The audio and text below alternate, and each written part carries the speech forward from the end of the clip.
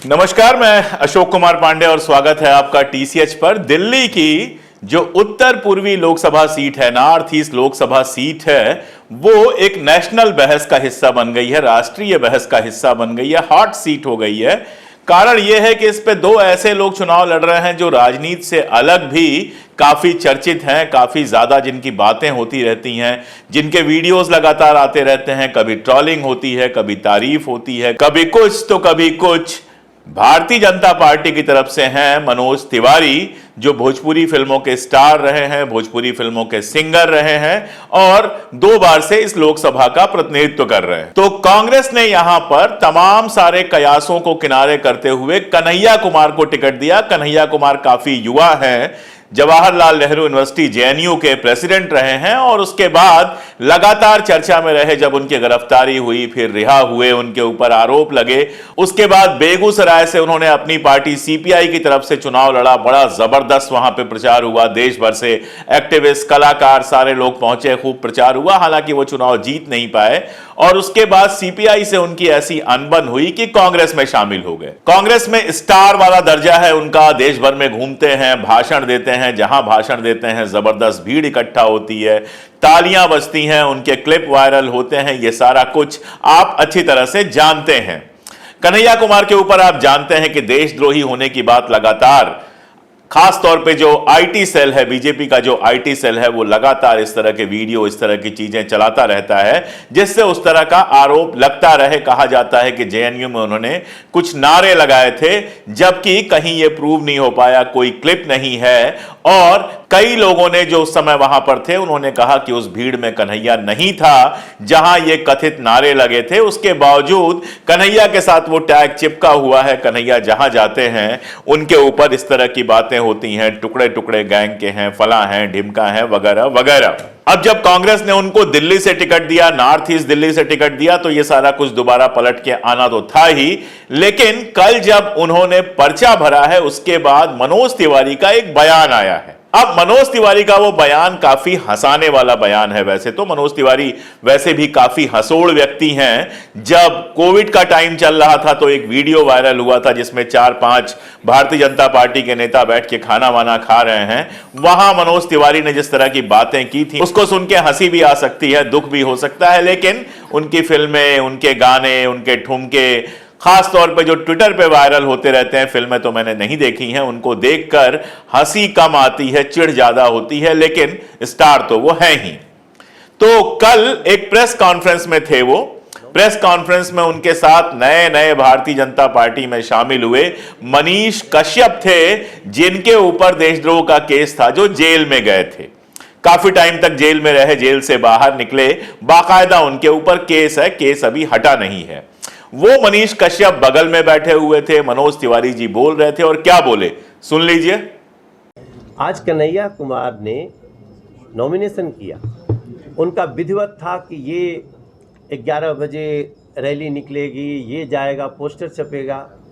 आपको पता है कोई आदमी नहीं आए, 8 लोग, और ये लोग अकेले 8 लोग मिल करके बिना रैली के जा करके ये लोगों ने नॉमिनेशन किया। और ये भी गेट का है, अंदर जा 4 ही लोग गए, तो 4 कहार कब आते हैं आप समझ सकते हैं ना। और ही कहरवा में 4 ही हो तो ये आप समझे। और उसके बाद देखो मैंने यही कहा था, मुझे ऐसा डर लगता था कि कन्हैया कुमार के विरोध में पार्टी अध्यक्ष, कांग्रेस के अध्यक्ष ने इस्तीफा दे दिया। कांग्रेस के लोगों ने ही पार्टियां छोड़ दी, बड़े बड़े विधायक रहे, मंत्री रहे, प्रदेश अध्यक्ष ने। तो जब कांग्रेस ही चली, और जो नहीं गए हैं ना, वो खुलेआम उनके खिलाफ चल रहे हैं। आम आदमी पार्टी से समझौता हुआ है, मगर आम आदमी पार्टी का कार्यकर्ता भी अरविंद केजरीवाल जी के इस भ्रष्टाचारी सोच के साथ वो नहीं है। कल उनका भी बहुत बड़ा आदमी बीजेपी ज्वाइन किया। लेकिन अब हम बताएंगे, क्योंकि अभी कल तक तो मुझे डर लगता था कि कन्हैया कहीं भग न जाए, वो नॉमिनेशन ही न करें। अब जो उनके, अब मैं चेक करना चाहता हूं कि केसेस में क्या क्या लिखे हैं। मैं खुलेआम कह रहा हूं, हमारी टीम चेक करा रही है कि वो क्या क्या केस लिखे हैं। अब हम देश को बताएंगे कि कांग्रेस कैसे प्रत्याशियों को खड़ा करती है, क्योंकि उनकी कई केसेस महिलाओं के साथ छेड़छाड़ के, जेएनयू में बेटियों के साथ, स्टूडेंट्स के साथ, वो सारी चीज़ें हमारे पास है। आई वांट टू चेक कि वो उन्होंने डाला कि नहीं। उसके बाद अब कल हमको पहुंचने दीजिए, फिर मैं आप सबको तो मनोज तिवारी जी कह रहे हैं कि कन्हैया जब पर्चा भरने गए तो उनके साथ सिर्फ 8 लोग थे और अंदर जब गए तो सिर्फ 4 लोग थे। अब ये वीडियो आप देख रहे हैं, ये कन्हैया के पर्चा भरने का दृश्य है। पर्चा भरने के पहले जो जुलूस निकला है उसका दृश्य है। आप गिन लीजिए, 8 लोग आपको दिखाई दे रहे हैं, 80 दिखाई दे रहे हैं, 800 दिखाई दे रहे हैं या 8000 दिखाई दे रहे हैं। आप अपनी आंखों से गिन लीजिए। इस फैक्ट चेक के लिए मुझे अलग से कुछ नहीं कहना है। रहा सवाल 8 और 4 लोगों का, तो जहां जाकर डीएम के सामने पर्चा भरना होता है वहां किसी का जुलूस नहीं जाता, अंदर 4 लोग ही जाते हैं। मनोज तिवारी जी, ऐसा लगता है कि अपने गृह जनपद में बैठकर जहां से वो सारा कुछ कर रहे थे, वैसे गृह जनपद में वो नहीं थे, गृह जनपद पर भी बात होगी, वहां से एक झूठा प्रचार करना चाह रहे थे कि कन्हैया को समर्थन नहीं मिल रहा है। अब देखिए, जीत हार तो एक अलग मामला है, लेकिन कन्हैया का स्टेटस ये है कि वो जहां जाएंगे वहां जबरदस्त भीड़ अपने आप इकट्ठा हो जाएगी। अब दूसरी बात वो क्या कह रहे हैं? वो कह रहे हैं कन्हैया के खिलाफ बहुत सारे केस हैं जेएनयू के अंदर, मैं जाकर देखूंगा कि उन केसों का उन्होंने विवरण दिया है कि नहीं दिया है। वो भूल गए कि बेगूसराय से कन्हैया चुनाव लड़ चुके हैं, उनका नामांकन निरस्त नहीं हुआ था और बेगूसराय में बड़े हैवी वेट थे उनके सामने गिरिराज सिंह, और उनका नामांकन तो गिरिराज सिंह ने भी खूब चेक किया होगा। जेएनयू का जहां तक मामला है, मैं जानता हूं उस पूरे केस को। एक केस है जिसके बारे में कहा जाता है कि कन्हैया रात को कहीं से लौट के आए थे। हमारे यहां वॉशरूम कितने कम होते हैं, ये दिल्ली की सड़कों पर घूमते हुए आप देख सकते हैं। और जेएनयू में वो खुले में यूरिन कर रहे थे, पेशाब कर रहे थे। वो उस समय कोई महिला वहां से गुजरी जिन्होंने उस पर आपत्ति दर्ज की और बाद में जेएनयू का जो अपना सेल है, किसी कोर्ट में नहीं, जेएनयू में जो सेल है वहां पर मुकदमा दर्ज कराया। यह सवाल भी मैं आपसे पूछ लेता हूं कि जेएनयू के अलावा कितनी यूनिवर्सिटीज हैं जहां इस तरह के मामले पर कोई केस हो सकता है? क्या गोरखपुर यूनिवर्सिटी में, लखनऊ यूनिवर्सिटी में, इलाहाबाद यूनिवर्सिटी में कोई ऐसा केस आप जानते हैं? कोई ऐसा केस हो सकता है? और सड़क पर यह करना गलत जरूर है, लेकिन क्या कोई भारतीय मर्द कह सकता है कि उसने सड़क पर कभी ऐसा कुछ नहीं किया है? या तो वो इतना रईस हो कि सड़क पर कभी निकलता ही ना हो, सड़क पर जब निकलता हो तो बहुत बड़ी गाड़ी में निकलता हो, वो मामला अलग है। लेकिन सड़कों पर भटकने वाले, बाइक से चलने वाले, खुद ड्राइव करने वाले सामान्य लोग जो सुन रहे हैं मुझे, यहां तक कि एक जमाने में खुद मनोज तिवारी जी, क्या वो ये दावा कर सकते हैं कि सड़क पर उन्होंने कभी पेशाब नहीं किया है? कोई नहीं कर सकता है। कन्हैया ने बाद में उसके लिए अफसोस भी व्यक्त किया था, लेकिन कुल मिलाजुलाकर कन्हैया के ऊपर जेएनयू में एक यही केस लगा था। इस केस के अलावा जितने वीडियोस, जितनी सारी चीजें फैलाई गई हैं, वो सारी की सारी फर्जी हैं। एक फोटोग्राफ चला था उस जमाने में जिसमें एक सोफे पर वो बैठे हुए हैं, उनके साथ उनकी एक महिला मित्र है, मैं उन्हें जानता था। बताया गया कि ये उनकी टीचर हैं, ना उनकी टीचर थी वो, ना कुछ, साथ में पढ़ने वाली क्लासमेट थी। और जेएनयू के लोग कम से कम सब जानते हैं, और जो लोग जेएनयू को जानते हैं वो भी जानते हैं कि इस तरह की चीजें कन्हैया को बदनाम करने के लिए फैलाई गई। इसके अलावा कन्हैया के ऊपर जेएनयू के अंदर महिला उत्पीड़न, इस तरह के मामले का कहीं कोई केस नहीं है। मनोज तिवारी जी दिल्ली आएंगे तो जेएनयू से भी कागज निकलवा लेंगे और यहां भी चले जाएंगे, मिला लेंगे और शायद मिलाने के बाद संतुष्ट हो जाएंगे। बाकी क्या कहा जाए, मनोज तिवारी कह रहे हैं कन्हैया बाहरी हैं। कन्हैया अगर उत्तर पूर्वी दिल्ली में बाहरी हैं तो क्या मनोज तिवारी जी उत्तर पूर्वी दिल्ली में पैदा हुए थे? क्या उनकी पढ़ाई लिखाई उत्तर पूर्वी दिल्ली या दिल्ली में हुई थी? क्या वो दिल्ली के रहने वाले हैं? नहीं, कहीं से दिल्ली से उनका कोई लेना देना नहीं है। कैमूर उनकी गृह भूमि है, बिहार में कैमूर जो है वो उनकी गृह भूमि है। लालन पालन उनका हुआ है बनारस में, पढ़ाई लिखाई बनारस में हुई है। पहला चुनाव लड़ा उन्होंने गोरखपुर से, यानी पहला चुनाव भी अपनी गृह जनपद से, गृह भूमि से, या जहां उनकी पढ़ाई लिखाई हुई है वहां से नहीं लड़ा। पहला चुनाव उन्होंने लड़ा गोरखपुर से और भारतीय जनता पार्टी से नहीं लड़ा। समाजवादी पार्टी के कैंडिडेट के रूप में योगी आदित्यनाथ के खिलाफ मनोज तिवारी ने पहला चुनाव गोरखपुर से लड़ा था और हारे थे, और जब चुनाव हार गए बाद में उसी भारतीय जनता पार्टी में शामिल हो गए जिसके खिलाफ चुनाव लड़ते हुए सांप्रदायिकता पे बड़े बड़े भाषण दे रहे थे गोरखपुर में मनोज तिवारी जी। तो मनोज तिवारी जी ना केवल उत्तर पूर्वी दिल्ली या दिल्ली में बाहरी हैं, ना यह इनकी मातृभूमि है, गृहभूमि है, और ना ही यहां इनकी पढ़ाई लिखाई हुई है। कन्हैया तो फिर भी दावा कर सकता है कि दिल्ली में उसकी ग्रेजुएशन के बाद की सारी पढ़ाई लिखाई हुई है। तो बाहरी का सवाल मनोज तिवारी कहां से उठा रहे हैं? 2014 में जब यहां से वो चुनाव लड़े थे तो भी बाहरी का मामला उठा था। सीधी सी बात है कि उत्तर पूर्वी दिल्ली में बिहारी लोगों का काफी सारा वोट है, काफी सारे बिहारी लोग रहते हैं। यही देखते हुए मनोज तिवारी को भी वहां से टिकट मिला है और यही देखते हुए कन्हैया को भी कांग्रेस ने टिकट दिया होगा। वैसे एक बात सही कही मनोज तिवारी जी ने कि कन्हैया को लेकर कांग्रेस के कई लोगों ने पार्टी छोड़ दी। कांग्रेस के जो उस समय के प्रदेश अध्यक्ष थे अरविंदर सिंह लवली, उन्होंने पार्टी छोड़ दी। अरविंदर सिंह लवली के साथ कुछ और लोग थे, उन्होंने भी पार्टी छोड़ दी। हालांकि किसी ने यह नहीं कहा कि कन्हैया को लेकर हम पार्टी छोड़ रहे हैं, लेकिन लवली का जो लेटर वायरल हुआ था उस लेटर में 2 लोकसभा क्षेत्रों का मामला था, उत्तर पूर्वी दिल्ली का जहां से कन्हैया को टिकट दिया गया है और उत्तर पश्चिमी दिल्ली का जहां से टिकट मिला है उदित राज जी को। अब मजेदार बात यह है कि लवली साहब पहले भी भारतीय जनता पार्टी में गए थे, पिछले चुनाव के पहले, फिर वापस आ गए। पता नहीं कैसे उनको दिल्ली कांग्रेस का अध्यक्ष बना दिया गया, कांग्रेस ने कुछ सोच के ही बनाया होगा। और चर्चा यह है कि वो उत्तर पूर्वी दिल्ली से टिकट चाहते थे, हालांकि उन्होंने कहा कि मैं टिकट नहीं मांग रहा था, सार्वजनिक घोषणा भी उन्होंने की। लेकिन जब चर्चा की बात चलनी है तो चर्चा तो यह भी थी कि अरविंदर सिंह लवली खुद के लिए टिकट चाह रहे थे और उनके साथ कई और लोग थे। जिस आदमी का नाम गया था संदीप दीक्षित का उत्तर पूर्वी दिल्ली से, उन्होंने तो कोई इस्तीफा नहीं दिया, उन्होंने तो कोई विरोध नहीं किया, उन्होंने कोई इस्तीफा नहीं दिया। अरविंदर सिंह लवली और राजकुमार चौहान जैसे लोग जो पहले भी भारतीय जनता पार्टी में जा चुके थे, वो फिर से लौटकर भारतीय जनता पार्टी में चले गए।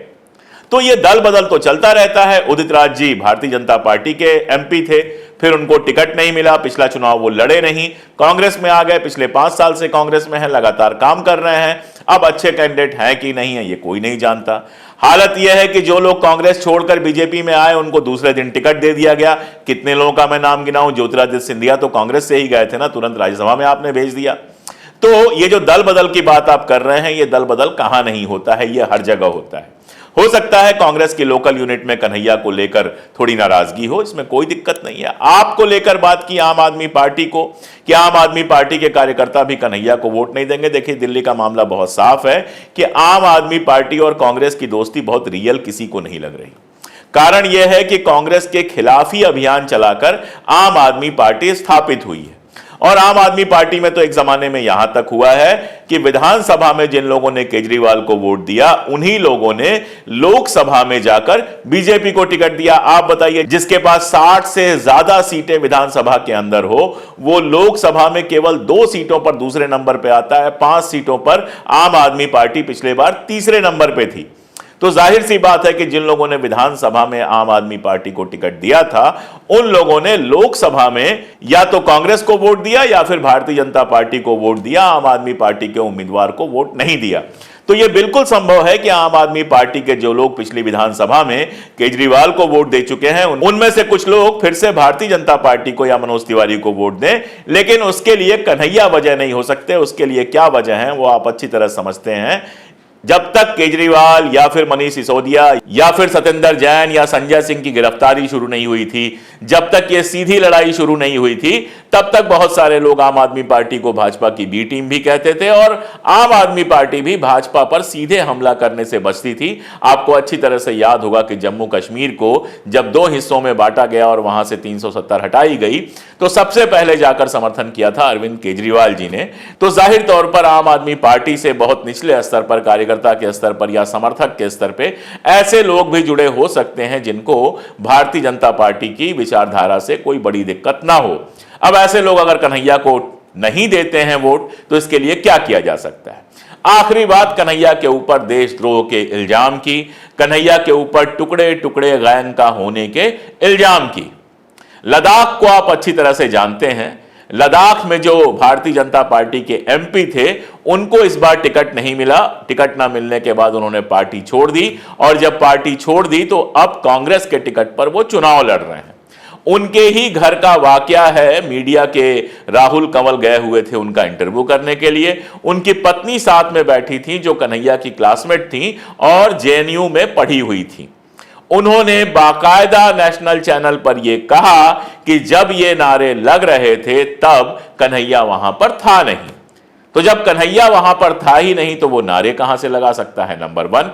नंबर 2 कि अगर उसने नारे लगाए तो अभी तक वो गिरफ्तार कैसे नहीं है, क्यों आपने उसको छोड़ दिया, कोर्ट ने कुछ ऐसी बात मानी। नंबर 3, आप टुकड़े टुकड़े गैंग 50 बार कहते हैं, लेकिन जब लोकसभा में सवाल पूछा जाता है या आरटीआई की जाती है तो आप कहते हैं इस तरह के किसी गैंग के बारे में सरकार को जानकारी नहीं है। मतलब ये सारा का सारा, चाहे फेक वीडियो हो, चाहे फेक न्यूज हो और चाहे फिर टुकड़े टुकड़े गैंग जैसा घटिया प्रचार हो, ये सारा का सारा आईटी सेल से पैदा हुआ है, इसमें कोई सच्चाई नहीं है। कन्हैया वो नारा लगाने वालों में शामिल नहीं था। चूंकि वो जेएनयू का अध्यक्ष था इसलिए उसको बदनाम किया गया और वो बदनाम करना लगातार चला आ रहा है। अब चुनाव कन्हैया जीतेंगे, मनोज तिवारी जीतेंगे, ये तो देखा जाएगा, ये तो कुछ दिनों में समझ में आएगा और फिर जब रिजल्ट आएगा तब पूरी तरह से किसी को पता चलेगा।